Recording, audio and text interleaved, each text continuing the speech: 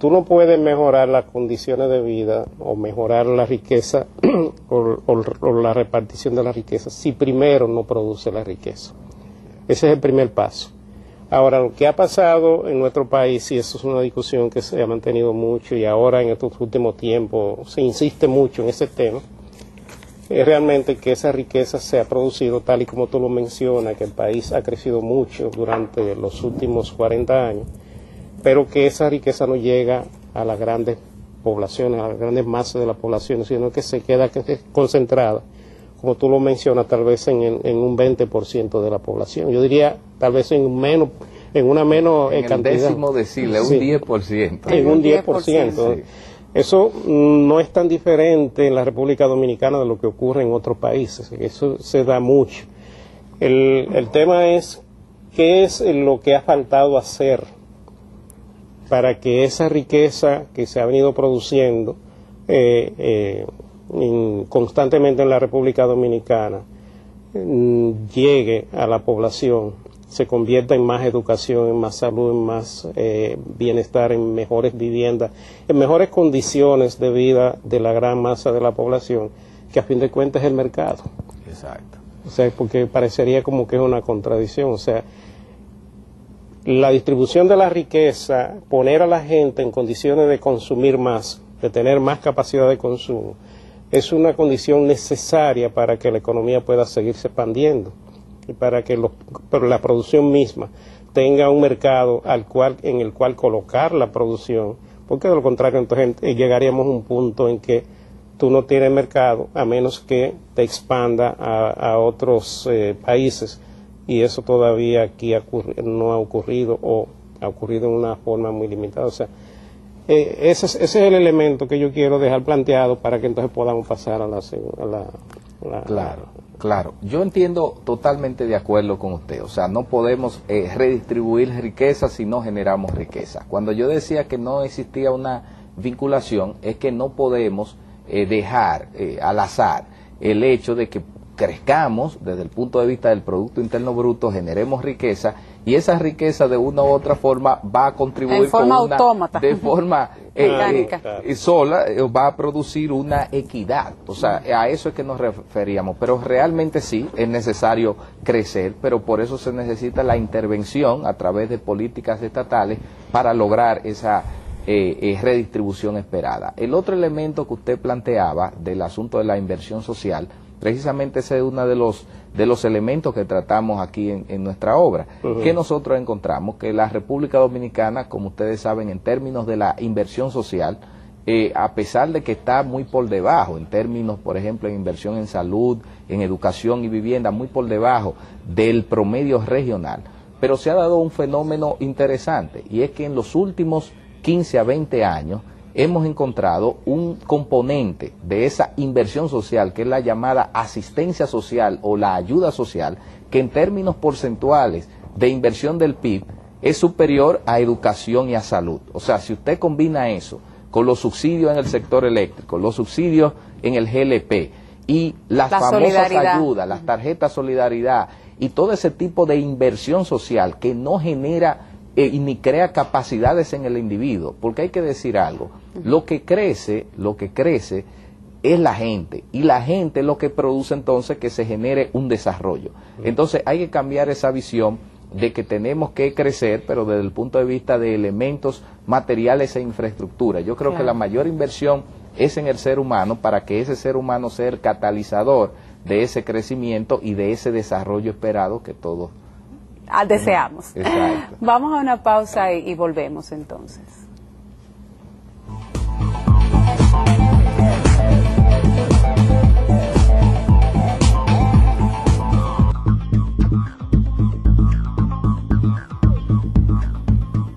Continuamos, amigos y amigas de Agenda Económica, con nuestro programa del día de hoy. Hoy estamos teniendo un interesante conversatorio con Milton Morrison, que acaba de escribir un libro que se llama La riqueza diluida, un crecimiento económico sin rostro humano, un tema de mucha actualidad y realmente que viene muy a tono con lo que es la discusión, la gran discusión que hay ahora mismo en diferentes ámbitos de la sociedad con respecto a qué ha pasado con el crecimiento económico que ha experimentado y en qué medida este no ha llegado a los sectores sociales para tener un impacto positivo en la distribución de la riqueza o en lo que es, si se quiere, la disminución de la pobreza.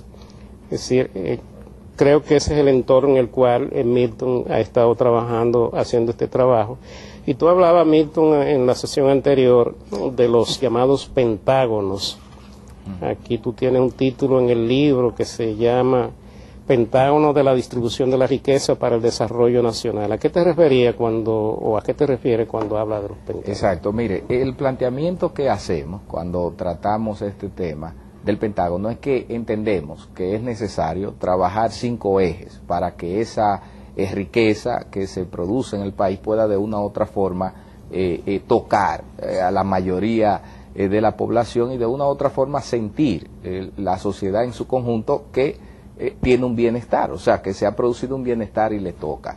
El primer eje que nosotros planteamos en el libro es el de trabajar el tema del ordenamiento territorial, o sea, cómo ordenar el territorio de manera tal que podamos identificar cuáles son los potenciales que existen en términos de la infraestructura y en términos de los recursos naturales en las diferentes regiones y provincias del país. ¿Para qué? Para sobre la base de eso poder desarrollar planes y proyectos que nos puedan ayudar a identificar esas ventajas comparativas y competitivas dentro del mercado local, pero también del mercado internacional. Y eso vinculado con el segundo eje, que es la descentralización, que es la forma de hacerle llegar a las personas que producen la riqueza la manera, o sea, de hacerlos partícipes, de que ellos puedan de una u otra forma determinar y definir cuáles son las prioridades en lo que quiere gastar sus recursos, porque no es posible que los recursos y las riquezas que se producen en una región determinada se concentre toda en un punto. Hay regiones y provincias que generan bastante, digamos, riqueza, que generan bastante recursos que de una u otra forma terminan muy empobrecidas y la gente no siente que ha sido partícipe de esa creación. Entonces yo creo que si logramos una descentralización de esa riqueza podemos hacer que la isla, el país en sentido general, pueda tener elementos de uniformidad en términos de la adquisición y participación de ese bienestar colectivo. Y el tercer eje del que nosotros hablamos que hay que combinarlo es el del presupuesto nacional. Ya debe llegar el momento que el presupuesto nacional deje de ser visto como una herencia que se le deja cada año a un grupo de personas que dirigen el país en un momento determinado. Debe verse como un instrumento de desarrollo, o sea, que puedan definir cuáles son las prioridades que tiene el país en un momento determinado. Y combinado con ese ordenamiento territorial y con esa descentralización y un buen uso del presupuesto como instrumento de desarrollo, yo creo que se pueden hacer cosas interesantes. El cuarto eje es la inversión social. O sea, tenemos que comenzar a ver la inversión social en la República Dominicana como creadora de capacidades, que pueda poner a la gente en condiciones de aprovechar las oportunidades que le brinda el mercado, porque no es posible que la mayoría de los ciudadanos en la República Dominicana se desarrollen y crezcan y no puedan aprovechar, no puedan desarrollarse como individuos, porque el eje de la inversión social, por eso el tema del rostro humano, sin rostro humano, o sea, nosotros creemos que el desarrollo debe tener como centro el ser humano.